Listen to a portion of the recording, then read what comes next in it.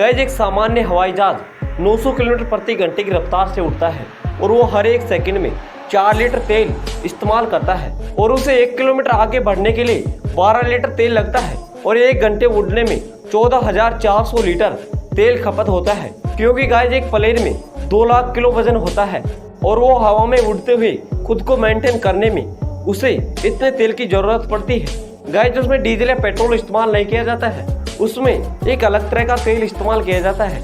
Guys ये fact क्या आपको पहले से पता था? अगर नहीं पता तो कमेंट सेक्शन में जरूर लिखिएगा और ऐसे इन्फॉर्मेटिव वीडियोस के लिए हमें लाइक शेयर सब्सक्राइब करना ना भूले। मिलते हैं नेक्स्ट वीडियो में।